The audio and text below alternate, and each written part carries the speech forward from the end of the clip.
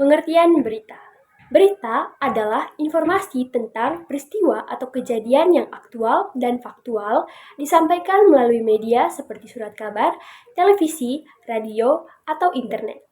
Berita bertujuan untuk memberikan informasi kepada publik tentang hal-hal yang sedang terjadi. Selanjutnya, jenis-jenis berita.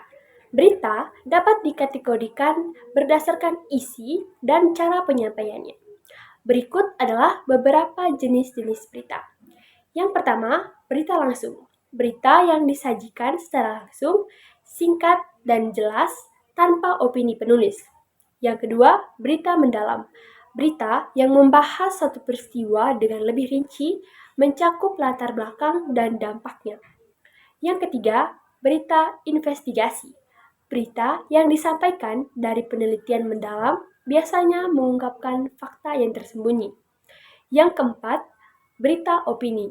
Berita yang disertai dengan pendapat atau analisis dari pakar atau tokoh terkait. Yang kelima, berita interpretatif. Berita yang tidak hanya menyampaikan fakta, tetapi juga memberikan analisis atau penjelasan lebih lanjut.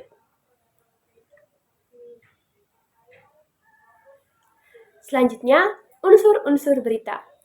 Unsur berita itu dikenal dengan prinsip 5W1H. Yang pertama, what atau apa untuk menjelaskan kejadian atau peristiwa yang diberitakan. Yang kedua, who atau siapa untuk menjelaskan pihak-pihak yang terlibat dalam suatu peristiwa tersebut. Yang ketiga, when atau kapan untuk menjelaskan waktu terjadinya peristiwa. Yang keempat, where atau di mana untuk menjelaskan tempat kejadian berlangsung. Yang kelima, why atau mengapa untuk menjelaskan alasan atau penyebab terjadinya suatu peristiwa. Yang keenam, who atau bagaimana untuk menjelaskan cara atau proses terjadinya suatu peristiwa. Selanjutnya, struktur dari berita. Struktur berita umumnya terdiri dari 3 bagian utama. Yang pertama, headline atau judul berita. Di bagian ini, berita harus menarik dan mencerminkan isi dari berita. Yang kedua, teras berita. Bagian awal berita yang merangkum informasi utama biasanya mencakup 5W1H. Yang ketiga, body atau isi berita. Pengembangan dari line dengan menjelaskan lebih detail. Kalimat majemuk. Pengertian dari kalimat majemuk. Kalimat majemuk adalah kalimat yang terdiri dari 2 klausa atau lebih yang masing-masing dapat berdiri sendiri sebagai kalimat lepas. Klausa-klausa tersebut dihubungkan oleh kata hubung atau konjungsi yang menunjukkan hubungan tertentu antara klausa-klausa tersebut. Ada beberapa jenis dari kalimat majemuk, yaitu yang pertama, kalimat majemuk setara. Klausa-klausa dari kalimat majemuk setara memiliki kedudukan yang setara. Dihubungkan dengan konjungsi seperti tetapi, atau, lalu, kemudian. Contoh dari kalimat majemuk setara yaitu ibu memasak di dapur dan ayah membaca koran di ruang tamu. Contoh yang kedua, aku ingin pergi ke pantai, tetapi hujan turun dengan deras. Oke, yang kedua itu kalimat majemuk bertingkat. Kalimat majemuk bertingkat itu terdiri dari induk kalimat dan anak kalimat yang memiliki hubungan yang tidak setara. Dihubungkan dengan konjungsi seperti karena, jika, meskipun, agar, supaya, sehingga, walaupun. Contohnya yaitu, aku belajar dengan giat supaya lulus ujian. Yang kedua, dia tidak masuk sekolah karena sedang sakit. Oke, yang ketiga itu kalimat majemuk campuran. Kalimat majemuk campuran itu adalah kalimat gabungan dari kalimat majemuk setara dan kalimat majemuk bertingkat. Memiliki lebih dari 2 klausa yang dihubungkan dengan konjungsi yang berbeda. Contohnya yaitu, ibu sedang memasak di dapur, sementara ayah membaca koran karena hari ini libur. Aku ingin pergi ke taman, tetapi hujan turun sehingga aku tetap di rumah. Oke, teman-teman, yang keempat itu kalimat majemuk kerapatan. Kalimat majemuk kerapatan yaitu kalimat yang memiliki unsur yang sama sehingga bagian yang berulang dapat disederhanakan. Biasanya menggunakan konjungsi seperti dan atau. Contohnya yaitu adik makan nasi dan minum susu. Dari adik makan nasi dan minum susu. Ibu membeli sayur, buah, dan daging di pasar.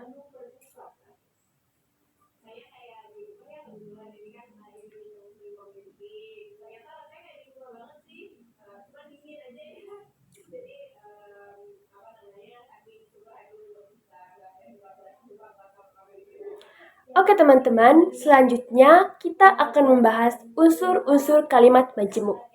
Oke, yang pertama, unsur dari kalimat majemuk yaitu induk kalimat atau kalimat utama yang biasanya berdiri sendiri. Yang kedua, anak kalimat. Kalimat yang tidak bisa berdiri sendiri tanpa induk kalimat atau dalam kurung hanya pada kalimat majemuk bertingkat. Yang ketiga itu konjungsi atau kata penghubung, menghubungkan klausa dalam kalimat majemuk. Yang keempat itu subjek dan predikat. Setiap klausa memiliki subjek dan predikat sendiri.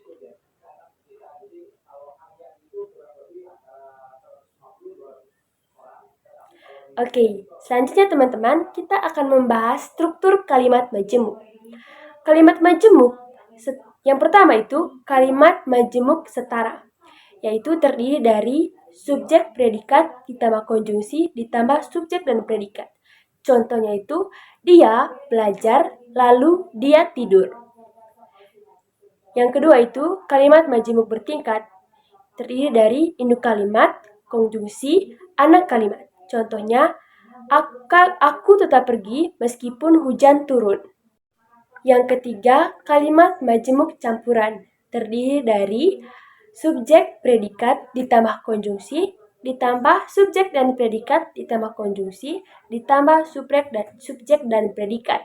Contohnya, aku ingin makan tetapi tidak ada makanan, sehingga aku masak sendiri. Keempat, kalimat majemuk kerapatan, terdiri dari subjek ditambah predikat ditambah konjungsi ditambah predikat. Contohnya, dia memiliki buku dan membaca novel. Kalimat efektif. Kalimat efektif adalah kalimat yang disusun sesuai dengan kaidah bahasa yang benar sehingga mudah dipahami oleh pembaca atau pendengar. Kalimat ini memiliki struktur yang jelas, tidak bertele-tele, dan menghindari penggunaan kata yang tidak perlu. Kalimat efektif itu memiliki beberapa jenis. Berikut adalah jenis-jenis kalimat efektif. Yang pertama, kalimat efektif berdasarkan struktur. Kalimatnya lengkap, memiliki subjek dan predikat yang jelas. Contohnya, Ani membaca buku. Yang kedua itu kalimat tidak lengkap, tidak memiliki salah satu unsur utama seperti subjek atau predikat, tetapi tetap dapat dipahami. Contohnya, bagus sekali. Yang kedua, kalimat efektif berdasarkan tujuan. Bagian pertama itu kalimat deklaratif yang menyatakan informasi atau pernyataan. Contohnya, hari ini cuaca sangat cerah.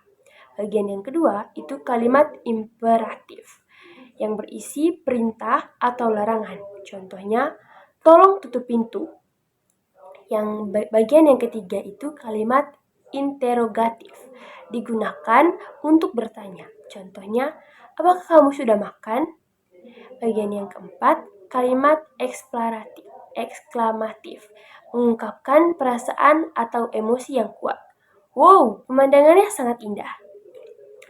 Oke, jenis kalimat efektif yang ketiga yaitu kalimat efektif berdasarkan struktur yang logis.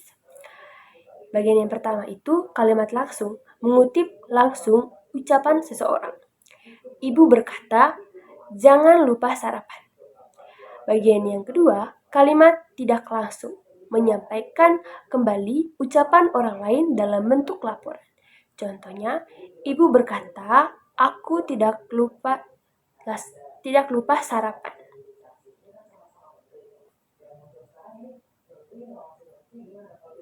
Oke, selanjutnya itu saya akan membahas unsur-unsur dari kalimat efektif. Yang pertama, kesatuan gagasan. Kalimat harus memiliki satu gagasan utama yang jelas. Bagian pertama itu tidak efektif. Tidak membaca buku yang sangat bagus dan pergi ke pasar. Dia membaca buku yang sangat bagus dan pergi ke pasar. Yang efektifnya itu, dia membaca buku yang sangat bagus lalu pergi ke pasar. Yang kedua itu, kesejajaran bentuk. Penggunaan kata dan frasa harus konsisten. Bagian yang tidak aktifnya, dia suka membaca, menulis, dan mendengarkan musik. Bagian efektif, dia suka membaca, menulis, dan mendengarkan musik. Yang ketiga itu, kehematan kata. Tidak ada kata yang berlebihan atau tidak perlu. Bagian yang tidak efektif itu, saya telah menyelesaikan tugas saya sendiri secara pribadi. Bagian yang efektif, saya telah menyelesaikan tugas saya sendiri. Yang keempat itu, kelogisan. Kalimat harus mudah dipahami dan tidak menimbulkan makna ganda. Bagian yang tidak efektif itu, buku itu dibaca oleh saya di kelas. Bagian yang efektif, saya membaca buku itu di kelas. Baik, yang kelima, ketetapan diksi. Pemilihan kata harus sesuai dengan konteks dan makna yang diinginkan. Contohnya itu bagian yang tidak efektif, dia memiliki solusi dengan otaknya. Bagian yang efektif, dia mencari solusi dengan berpikir. Yang keenam, kepaduan. Hubungan antara kata dan kalimat harus kohesif. Bagian yang tidak efektif yaitu, karena hujan, maka saya tidak pergi ke sekolah. Bagian yang efektif, karena hujan, saya tidak pergi ke sekolah.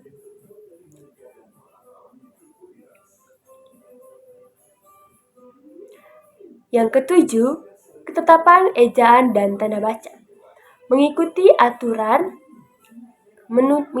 aturan tata bahasa yang berlaku agar tidak menimbulkan ambiguitas. Bagian yang tidak efektif, dia berkata, saya harus pergi. Bagian yang efektif, dia berkata, saya harus pergi. Baik, selanjutnya struktur dari kalimat efektif. Yang pertama itu terdiri atas subjek dan predikat. Contohnya, anak itu menangis. Yang kedua, terdiri dari subjek, predikat, dan objek. Contohnya, ibu memasak nasi. Yang ketiga, terdiri dari subjek, predikat, dan objek ditambah dengan keterangan. Contohnya, ayah membaca koran di teras. Selanjutnya itu terdiri dari subjek ditambah predikat ditambah pelengkap. Contohnya, dia menjadi dokter.